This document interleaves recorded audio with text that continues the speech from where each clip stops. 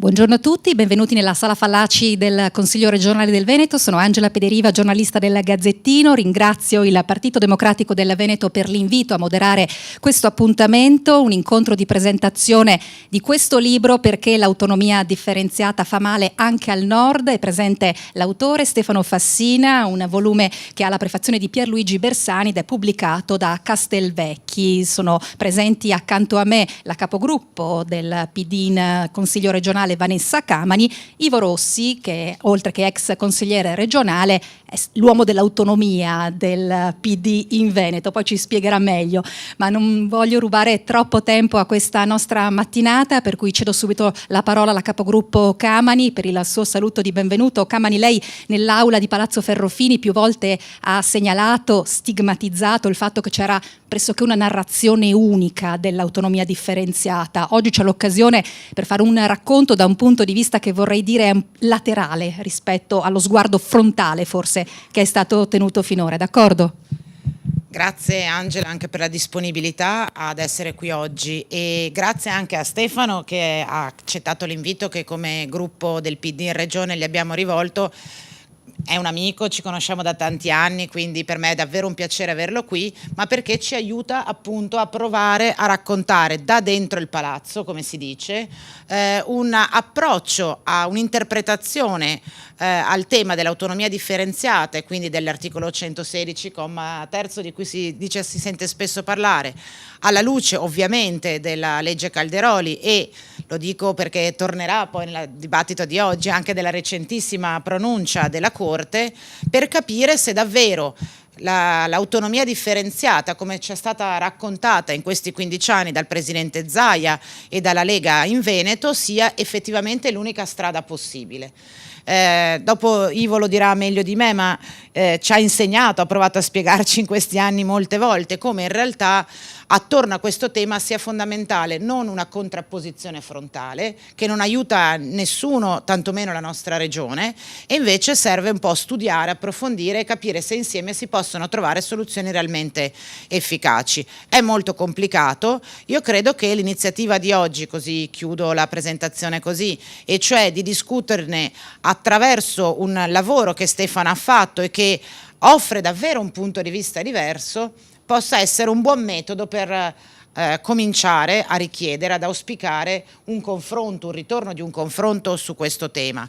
Abbiamo provato, Angela lo sa, a organizzare questa presentazione anche con un'interlocuzione col centrodestra, abbiamo chiesto di partecipare a diversi esponenti della Lega, erano tutti impegnati, avevano tutti impegni precedenti, speriamo che insomma ci siano altre occasioni, perché come non condividiamo la loro narrazione a senso unico, anche noi non vogliamo cadere nello stesso errore e vorremmo insomma offrire un punto di vista che sia però oggetto di un confronto quanto più serrato nei prossimi mesi, perché di questo argomento si tornerà e si dovrà tornare a parlare. Quindi grazie ancora a tutti coloro che hanno scelto oggi di dedicare un po' del loro tempo a questa iniziativa e speriamo appunto che il dibattito possa essere interessante. Confidiamo infatti che lo sia, ringraziamo anche coloro che ci stanno seguendo attraverso la diretta streaming assicurata dai canali social del Consiglio regionale, oltre che in presenza all'interno di questa sala. Visto che mancano appunto degli interlocutori, come dire, dell'altra parte, tocca un po' a me oggi fare un po' il contrappunto rispetto alle argomentazioni che possono essere sostenute dal centro-sinistra. Rossi, mi rivolgo a lei che stava in via della Stamperia in quegli anni in cui il centro-sinistra stava al governo ed era mobilitato sul fronte dell'autonomia differenziata, si arrivò anche alla firma di una preintesa. Da allora sembra passata un'era geologica, in politica si sa che è così, i tempi pur brevi nella loro fisicità in realtà si allungano molto poi nel dibattito e nella percezione. Le posso dire che da giornalista ho notato in questi soprattutto ultimi mesi che il pendolo all'interno della sua coalizione, del vostro schieramento, è oscillato da l'autonomia differenziata è lo spacca Italia, quindi è qualcosa che è dannoso al punto da essere considerato pericoloso per la tenuta dell'unità del paese, all'estremo opposto, soprattutto dopo la recentissima sentenza della Corte Costituzionale, e cioè la legge Calderoli che metta le premesse giuridiche appunto all'autonomia differenziata è il vuoto pneumatico, cioè svuotata di senso, quindi mi verrebbe da dedurre allora non è così pericolosa come si può pensare. Lei, che c'era allora e c'è tuttora, e come dicevamo è un profondo esperto e conoscitore dell'autonomia, ci può rispondere su questo? Come dobbiamo considerarla questa legge? Allora, innanzitutto, grazie della... non so se devo accenderlo. Dovrebbe essere già acceso, altrimenti le cedo il mio. Ci siamo. Ecco. Allora, la questione che lei pone è essenziale. Partiamo ovviamente dalla legge Calderoli. Il tema che si è posto durante tutta la fase anche del governo Gentiloni pre-2017 era come inquadrare le richieste che pervenivano dalle regioni, nella fattispecie dalla regione Veneto in primo luogo e dall'Emilia e assieme alla Lombardia, come inquadrarle, se affrontare direttamente, come dice la Costituzione, con le modalità scritte in quelle 4 righe, oppure se fare anche una legge, fosse necessaria una legge quadro. La legge quadro ha il pregio, da questo punto di vista, di definire la cornice entro cui si devono iscrivere le future intese che riguardano tutte le regioni che laddove dovessero fare la richiesta. Il guscio vuoto, quindi va ricondotto la lettura di queste ore a questo, è che la scrittura di quella legge, come ben evidenziato dal libro di Stefano Fassina, è stata una scrittura, intanto secondo me, a più mani, e lo si vede, è frutto di un dibattito parlamentare complicato, contorto all'interno della stessa maggioranza, tanto è vero che se guardiamo al testo originario approvato dal governo e quello che è uscito, volendole misurare in termini di pagine, sono il doppio delle pagine, per dire che tutto il capitolo, per esempio, riguardante i LEP ha avuto un'espansione, perché c'era tutta una serie di riflessioni che sono state aggiunte. Perché diventa vuoto? Perché le contraddizioni interne a quel testo, nell'analisi della Corte Costituzionale a seguito dei ricorsi fatti da alcune altre regioni, hanno non solo colto i punti, i profili di incostituzionalità di una serie di aspetti. Ne cito alcuni che sono importanti perché valgono soprattutto dentro il dibattito, la narrazione politica che è stata fatta nel Veneto. Da noi si è sempre detto, almeno nella versione della Lega, vogliamo tutte le 23 materie, non una di meno, ci teniamo i soldi. Bene, dice la Corte Costituzionale che non esistono le materie, ma questo era comprensibile già nella scrittura del 116, ulteriori forme e condizioni particolari di autonomia, quindi non riguardanti le materie, non le materie, e dice la Corte dobbiamo parlare di funzioni. Le 23 materie, se le traduciamo in funzioni, stiamo parlando di circa 500 e qualcosa funzioni, quindi come dire, è un lavoro completamente diverso. Questa cosa la Corte l'ha come dire, configurata in modo diverso. Dice in più, anche qua, che è riferito al particolari, non potete farmi richieste massive di materie, ma dovete, come dire, spiegarmi la particolarità che vi caratterizza. Ecco, anche questo aspetto non è, rispetto al racconto che è stato fatto, cambia completamente la prospettiva. Cioè, come dire, me le dovete motivare. Guardate, mi sono scritto il passaggio della sentenza perché singolarmente la cosa che mi ha fatto piacere, ieri sera mi sono riletto gli appunti, non tutto il libro, ma soltanto le sottolineature al libro di Stefano, e ho ritrovato queste riflessioni che erano già contenute dentro un dibattito che è stato fatto nel corso degli ultimi anni, in particolare dell'ultimo. Dice la Corte che l'iniziativa della Regione e l'intesa prevista dalle suddette disposizioni costituzionali devono pertanto, c'è tutta una riflessione precedente, essere precedute da un'istruttoria approfondita, suffragata da analisi basate su metodologie condivise, non soltanto datemi le materie, perché mi dichiaro più bravo di voi a esercitarle, no? Trasparenti e possibilmente validate dal punto di vista scientifico, come peraltro suggerita da Banca d'Italia, eccetera. Cosa voglio dire? Rimanda a un diverso livello di accuratezza, di motivazioni che spieghino la particolarità, perché abbiamo un problema non soltanto di tenuta dell'ordinamento giuridico, ma anche, e questa è la cosa secondo me più interessante del libro di Stefano, Stefano Fassina, per chi ci ascolta, è esattamente questo, della dimensione finanziaria. Cioè noi abbiamo tutta la discussione, che è stata una discussione, se vogliamo, da addetti ai lavori nel corso degli ultimi anni, ha riguardato prevalentemente profili giuridici. Tanto è vero che la delegazione trattante, cosiddetta, è fatta prevalentemente da giuristi, mancano gli economisti. Ed è il tema su cui invece si concentra Stefano, e a me sono piaciuti in particolare gli ultimi 2 capitoli, quelli riguardanti la parte macroeconomica, cioè noi, Regione, supponiamo che domani ti autonomizzi, no? Che potere contrattuale abbiamo? Cioè, nel rispetto ai mercati, quali sono gli effetti che si potrebbero determinare?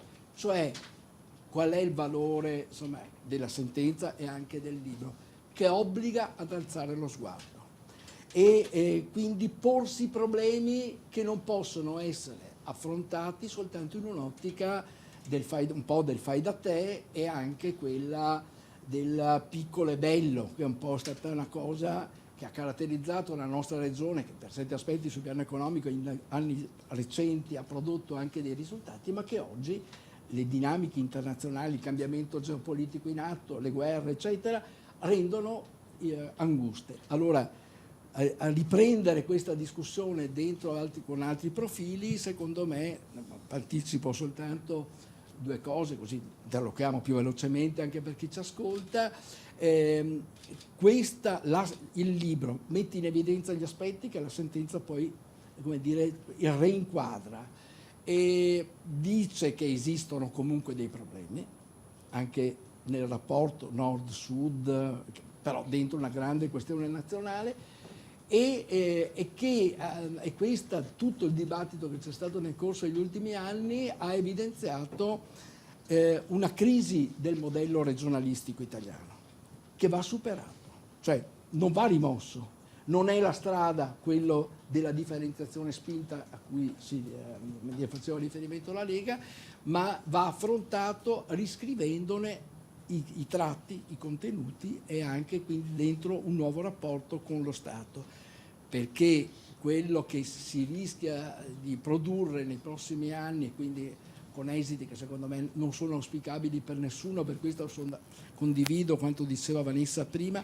proviamo a ragionarsi fuori dagli steccati, perché il rischio che si corre è di alimentare un conflitto che, se prima era del Veneto contro lo Stato centrale, la battaglia, ricordo, perché dopo insomma facciamo politica e guardiamo anche quello che succede in Riva Sette Martiri. Io mi ricordo Riva Sette Martiri, per chi non è veneziano, è dove si concludeva la manifestazione del Dio Po, quando scendevano, e allora ricordo bene, su quel palco anche dirigenti di primissimo piano che siedono su questi banchi erano su quel palco, saltavano gridando o cantando, non so come definirlo: chi non salta italiano è. Allora, questa cosa, come dire, va rimossa, superata, provando a ragionare su un nuovo modello. Cosa ci dice le riflessioni di questi ultimi anni, alla luce della sentenza, in questo caso anche del libro di cui stiamo parlando, e come quindi si riscrive insieme un diverso approccio. E questo è fare politica.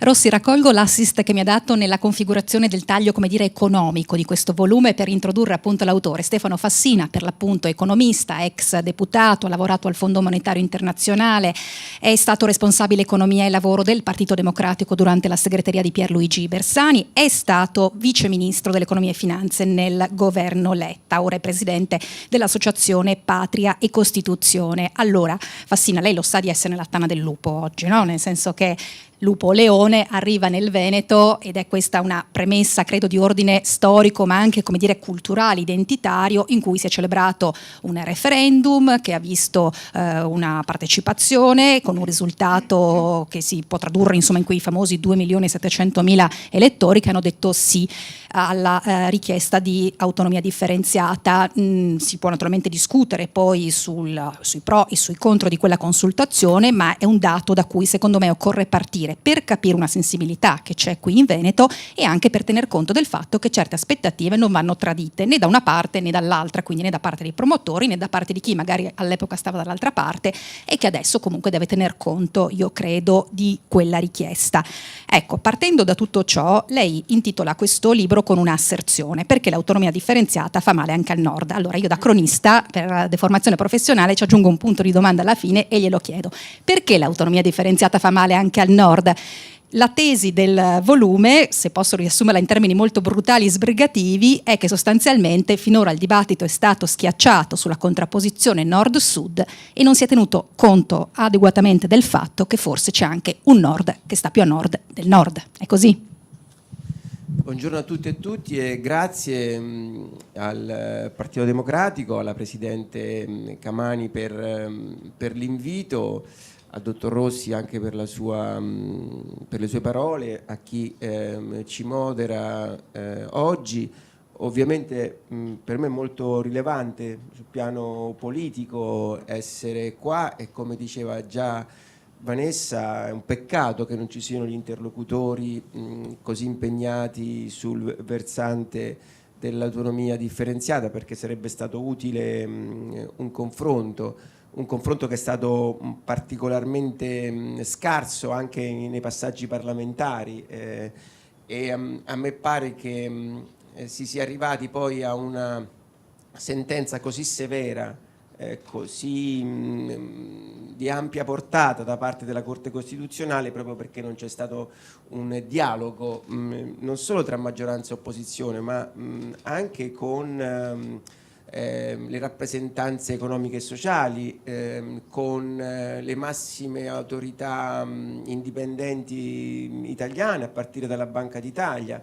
La Corte segnala l'illegittimità costituzionale di punti già tutti evidenziati durante le audizioni dalla Banca d'Italia, dall'Ufficio parlamentare di bilancio, che è altro organismo indipendente, dalla Confindustria. Quindi è un peccato che anche qua non si possa dialogare. La sentenza della Corte, a mio avviso, tutela bene anche gli interessi di lavoratori, lavoratrici, imprese del Veneto e del Nord, per le ragioni che provo a indicare nel testo e che poi sono anche la risposta alla sua domanda. Lo dico con le parole della Corte, che appunto poi nel testo del libro vengono diciamo tradotte con espressioni più strettamente economiche. Siamo in un'altra fase storica, è fondamentale, sono fondamentali le politiche pubbliche, è fondamentale l'intervento pubblico. La Corte, tra le materie che dice sostanzialmente non possono essere delegate, la cui competenza legislativa esclusiva non può essere delegata a scala regionale, mette la produzione, il trasporto, la distribuzione di energia. È evidente la ragione. Siamo in una fase in cui l'energia è una variabile geopolitica, non la puoi affidare alle competenze legislative esclusive delle regioni. La Corte insiste sulle grandi reti di trasporto e navigazione, sull'ordinamento della comunicazione, sui porti e gli aeroporti civili, cioè quelle infrastrutture decisive per l'economia che non possono essere, la cui competenza legislativa esclusiva non può essere frammentata a scala regionale, perché non ci sono le economie adeguate per poterla alimentare in modo efficiente. E il libro insiste su questo punto. Siamo in una fase in cui, faccio l'esempio del PNRR, che è noto a tutti ormai come sigla, l'80% dei 200 e rotti miliardi del PNRR vanno a programmi che sarebbero stati, secondo le richieste della Regione Veneto, di competenza legislativa esclusiva delle regioni. Ossia, il Presidente del Consiglio non li avrebbe potuti negoziare, perché non avrebbe avuto la competenza legislativa esclusiva su quelle, o neanche concorrente su quelle materie, e sarebbe stato un handicap anche ovviamente per le imprese, i lavoratori e le lavoratrici del Nord. Se diventa competenza legislativa esclusiva la scuola o la sanità, che già come sapete la sanità è molto di competenza legislativa delle regioni, ma se lo diventasse totalmente, e anche il contratto dei medici, degli infermieri, degli insegnanti, del personale amministrativo della scuola, del personale ATA della scuola diventasse regionale, salterebbe anche il contratto nazionale di lavoro nel settore privato, e questo aprirebbe un dumping salariale negativo non solo per quelli che da Roma in giù sono in condizioni di difficoltà, ma si verrebbe a determinare una spinta verso il basso anche per lavoratori e lavoratrici del Nord, come quella che hanno subito in questi anni dalla concorrenza sleale dei salari degli stati dell'est che sono entrati dal 2004. Cioè avremmo un dumping salariale interno oltre che esterno. Saremmo di fronte, se la Corte non fosse intervenuta e si fosse andata avanti sulla richiesta del Presidente Zaia, che oggi io capisco e non voglio assolutamente infierire, va benissimo che ci sia un atteggiamento, come dire, cooperativo nei confronti della massima magistratura italiana, come appunto la Corte Costituzionale. Però la Regione Veneto ha chiesto 23 materie in blocco, non è che ha chiesto qualche funzione. Affidare a 21 centri di produzione normativa e di atti amministrativi 500 funzioni vorrebbe dire un impazzimento per chi fa impresa. C'è un'impresa che dal Veneto esporta, tra virgolette, in Emilia Romagna o in Puglia, dovrebbe conoscere l'evoluzione normativa e degli atti amministrativi del resto delle 20 regioni italiane. Capite quale escalation di adempimenti normativi si troverebbe sulle spalle un piccolo imprenditore? Già uno grande all'ufficio legislativo interno in qualche modo potrebbe sopravvivere, ma una piccola media impresa dovrebbe assumere stuoli di consulenti giuridici per affrontare l'escalation normativa. Questo fa male anche al Nord, fa male anche alle imprese venete. Quindi il libro parte da un dato che è stato ricordato prima dalla Presidente Camani e anche dal Dottor Rossi. Ci sono situazioni di pluriennale impoverimento relativo anche al Nord, anche in Veneto. C'è un impoverimento di fasce di lavoro, di classe media.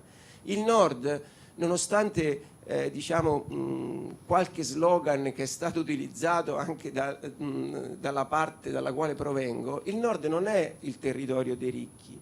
E il libro parte da dei dati molto preoccupanti anche sul Veneto. Il Veneto è una di quelle regioni del Nord che nella classifica europea delle 242 regioni di cui si compone l'Unione, il Veneto ha perso una quarantina di posizioni in quella classifica.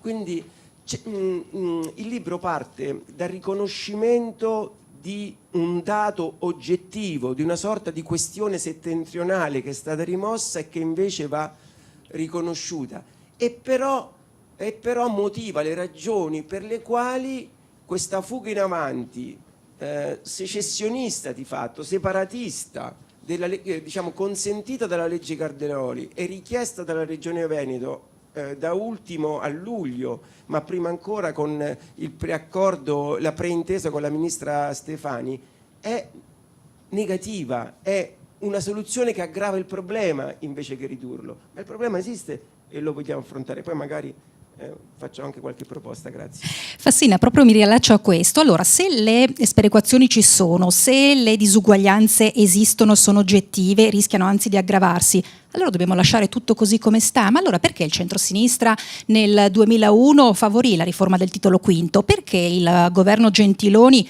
presente Ivo Rossi, firmò quella preintesa con l'allora sottosegretario Gian Claudio Bressa? C'è qualcosa che si può fare? Può essere questo un tema di centrosinistra? Assolutamente sì. Il libro si conclude con un capitolo dove ci sono delle proposte a diverse scale.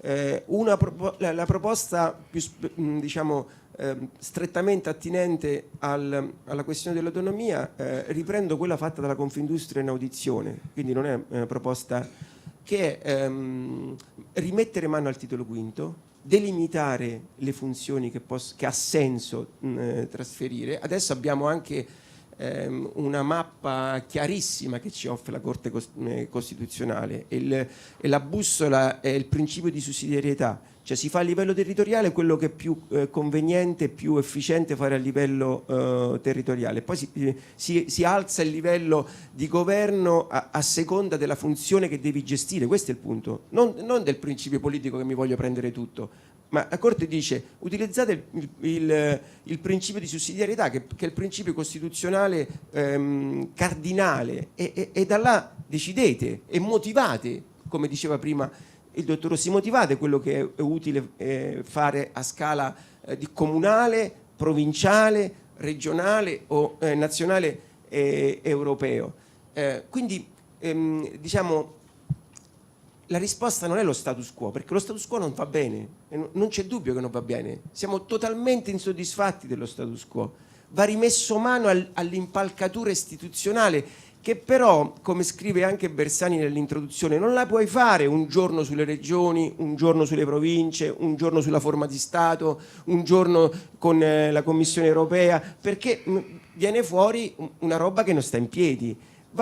Andrebbe fatto, e questo è anche l'elemento propositivo che sottolineo anche alla parte dalla quale provengo, alla luce della sentenza della Corte Costituzionale. Il governo dovrebbe portare in Parlamento una proposta che assume tutti i rilievi di incostituzionalità e di interpretazione costituzionalmente orientata che la Corte indica, ma venirci con uno spirito aperto a costruire insieme l'autonomia differenziata, sebbene affidata a una legge ordinaria, ha una portata di fatto costituzionale, come la Corte riconosce, perché quando tu definisci l'EP, cioè i livelli essenziali delle prestazioni, definisci i principi fondamentali, i diritti fondamentali civili e sociali, allora il governo porti in Parlamento subito, anche prima che la Corte di Cassazione e poi la Corte Costituzionale si pronuncino sull'ammissibilità del quesito referendario alla luce di quanto residua della legge Qualteroli, molto poco in realtà.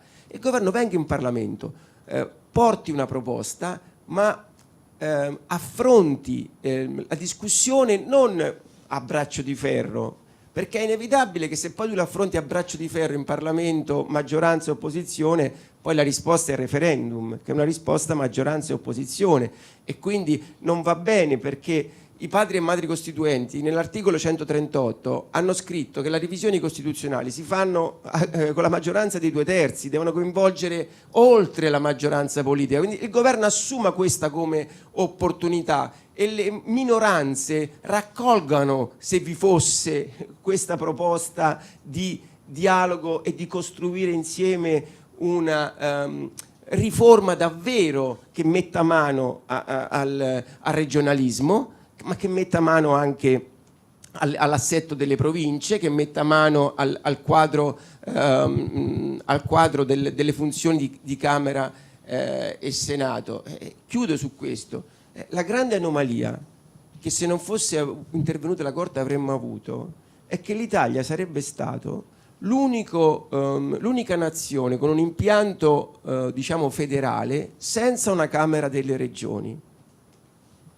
Guardate, non c'è nessuno Stato al mondo che ha un impianto federale senza una Camera delle Regioni. Questo non è un di cui, questo è decisivo per far funzionare l'impianto istituzionale e anche poi le politiche pubbliche. Quindi dalla sentenza della Corte traiamone un'opportunità, perché non dobbiamo stare fermi, lo status quo non ci va bene.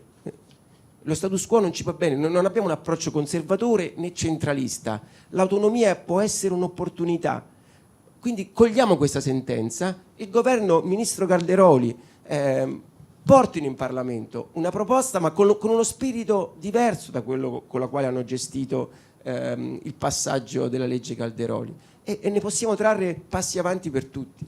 Rossi, la vedevo annuire su questa affermazione: lo status quo non ci sta bene. Allora, con il pragmatismo che la contraddistingue, le chiedo operativamente che cosa bisognerebbe fare secondo lei, posto che 23 sono le materie indicate dalla Costituzione, che la Corte dice non vanno prese in blocco ma vanno scelte neanche funzioni ma specifiche funzioni al loro interno, e posto che la stessa Consulta ha detto che per 8 di quelle materie ci sono degli ostacoli di ordine tecnico e giuridico difficilmente superabili. Che cosa propone? Di concentrarsi sulle altre 15, per esempio? Uno di questi è la protezione civile, il cui tavolo è attualmente in corso e, dice il ministro Calderoli, è prossimo a una definizione della possibile intesa.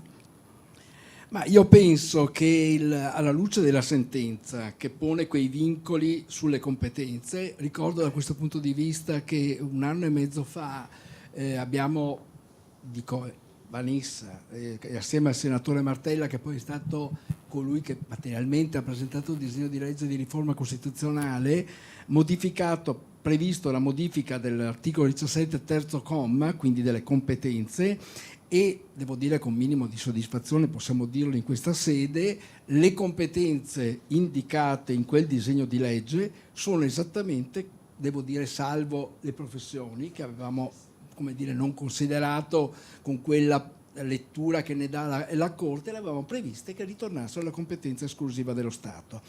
Torno rapidamente sulle ragioni della riforma del titolo quinto del 2001.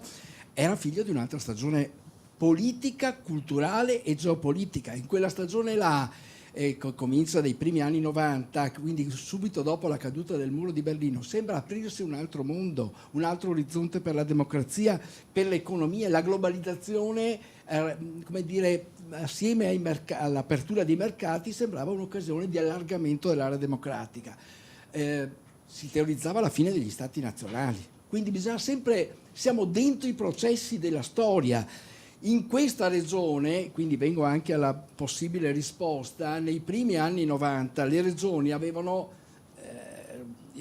appena compiuto la maturità, 21 anni, no? La vecchia maturità, e erano ancora strette dentro una dimensione di competenze amministrative, fra l'altro sottoposte al vaglio del governo, perché c'era il commissario di governo che interveniva su ogni legge. Adesso puoi fare ricorsi in corte, ma all'epoca c'era un'altra procedura. Bene, rivendicavano le regioni, e il Veneto era capofila di questa trasformazione, rivendicavano maggiori competenze. A chi? A tutte le regioni a statuto ordinario. Quel lavoro ha prodotto, quella richiesta, a parte i 3 referendum che sono stati promossi da quest'Aula, lo dico perché all'epoca sedevo sui banchi di questo Consiglio, ma ha prodotto i decreti Bassanini, una grande opera a Costituzione invariata di attribuzione di ulteriori competenze alle regioni. Io credo che il dibattito, per evitare i vicoli ciechi, perché rischiamo di andare all'infinito dentro una contrapposizione che non ci porta da nessuna parte, però il dibattito che si è sviluppato nel corso degli ultimi anni ha messo in evidenza che esistono probabilmente funzioni che possono essere, perché è cambiato anche il modo in cui eroghi i servizi. Non c'era internet negli anni 90, l'ufficio era l'ufficio sotto casa, e quindi come dire, la vicinanza del cittadino era la vicinanza fisica. Da ieri nel telefonino ho la patente, ho la carta quella sanitaria e ormai molti servizi li ho qui dentro. Ora quindi esistono una serie di funzioni che possono essere trasferite probabilmente facendo un'analisi accurata, un lavoro serio come diceva Fassina poco fa, e possono essere trasferite a tutte le regioni. La differenziazione in questo caso sarà nel modello legislativo. Faccio l'esempio della sanità. Le regioni hanno tutte le stesse competenze, però si differenziano come?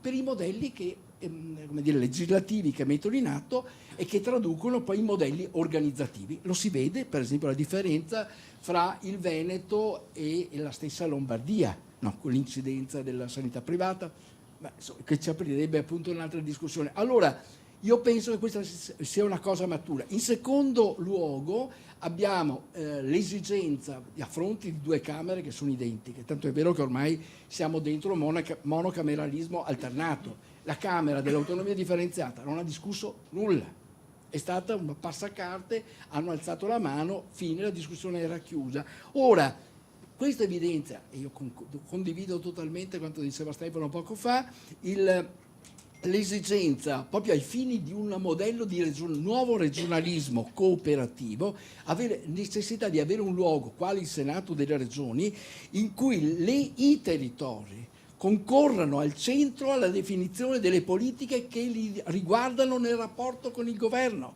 nel rapporto col Parlamento che si occupa, come dire, di rappresentare la nazione, mentre in questo caso rappresenterebbero in termini cooperativi i territori. Quindi è un approccio culturale diverso, perché il tema del regionalismo c'è, non va rimosso, va affrontato anche alla luce delle riflessioni del mutato clima, oltretutto politico, geopolitico, culturale, ma anche economico. La stagione che ci si apre di fronte pone problemi rilevantissimi, tanto più come scrive Stefano Fassina nel suo libro. Abbiamo un rapporto debito-PIL 140% e senza contare appunto che abbiamo 3.000 miliardi di deficit, e rischiamo, che è una delle cose che la legge Calderoli metteva in evidenza, adesso ci sarebbero tutta una serie di aspetti che riguardano le modalità attraverso cui venivano attribuite le risorse individuate, le risorse da attribuire alle regioni differenziate, si sarebbero create, non è ancora escluso di per sé, anche alla luce della sentenza, problemi di tenuta dei conti pubblici, difficoltà a governare i conti pubblici. Quindi è necessario, a meno che non ci si arrocchi nelle rispettive casematte, affrontare con un approccio diverso il grande tema del regionalismo e quindi della democrazia che si esercita nei territori. E la sentenza in questo caso dà un indirizzo appunto sull'interpretazione costituzionalmente orientata più che sugli aspetti riguardanti i singoli profili di incostituzionalità, che può aiutare a cambiare il registro. Fassina, le faccio un'ultima domanda. Non è oggi il contesto per parlare del referendum, ma non possiamo non tener conto del fatto che all'orizzonte c'è sempre questa possibilità. Appena dopo il deposito della sentenza della Corte Costituzionale, il presidente Augusto Barbera infatti ha confermato di aver trasmesso quel testo alla Corte di Cassazione, la quale dovrà pronunciarsi appunto sulla celebrabilità o meno di quella consultazione. Mi serve, giornalisticamente questo spunto per farle questa domanda. Lei, economista ma anche politico evidentemente, mi può dire da una prospettiva di sinistra, secondo lei, che margini ci sono adesso per tornare in Parlamento dopo questo verdetto e per provare a fare quello che stavate dicendo poc'anzi, quindi di un confronto che vada al di là degli steccati? Perché c'è una parte delle Camere, appunto orientata a sinistra, favorevole al referendum, almeno sul testo preesistente della legge Calderoli, prima che venisse, per così dire, parzialmente cassato dalla Corte Costituzionale, che forse non è così disponibile, che magari vuole andare davvero al vedo del voto.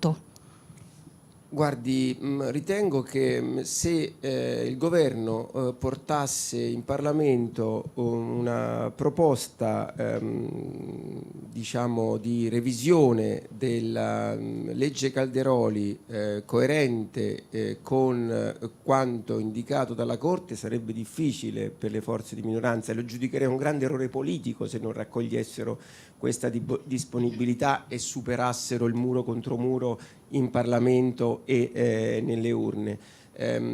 Però diciamo la responsabilità primaria ovviamente è quella del governo, perché se invece si continua, si fa finta di raccogliere le indicazioni della Corte e poi si va avanti lo stesso, è chiaro che il muro contro muro poi continua. Io ritengo un errore, come diceva prima Ivo, ritengo un grave errore impostare questa partita nordisti contro sudisti, perché abbiamo già perso. Cioè ha perso l'Italia, abbiamo perso tutti politicamente, anche chi dovesse vincere il referendum, perché non tiene insieme una nazione in una fase così complicata, l'un contro l'altro armati, non può funzionare. Quindi sarebbe davvero un atto di lungimiranza politica e guardate, vorrei, da appunto uno che ha fatto politica, vorrei che questo atto arrivasse prima della sentenza della Cassazione o eventualmente della Corte Costituzionale, perché anche basta che la politica delega ai magistrati la risoluzione di problemi politici, sarebbe un atto di riconquista di autorevolezza politica, di lungimiranza politica, se la politica, a partire da chi ha le massime responsabilità, non lo dico in termini polemici, lo dico in termini oggettivi, perché il governo ha le massime responsabilità e la maggioranza in Parlamento è quella di centrodestra, ma sarebbe difficile per chi sta all'opposizione sottrarsi, sarebbe un grave errore politico se lo facesse, perché ritengo che portare quello scontro che c'è stato in Parlamento, quel muro contro muro che c'è stato in Parlamento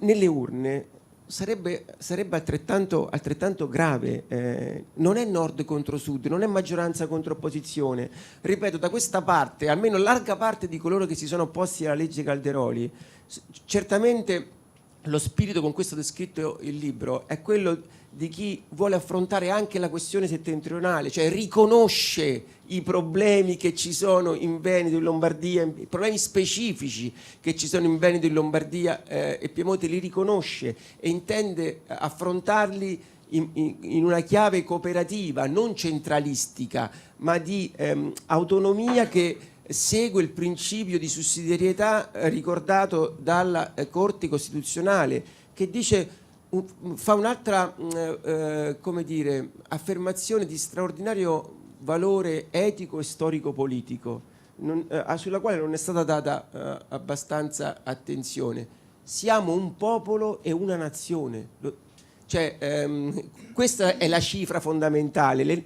La Corte aggancia e motiva la forza dei principi costituzionali non su un diritto astratto, ma sul fatto che siamo un popolo e una nazione. La Corte lo scrive esplicitamente, non ci sono popoli regionali, poi ci sono le articolazioni regionali, non c'è dubbio, ci sono articolazioni, la Corte dice c'è un pluralismo regionale. Ecco, questo è un dato da cui partire.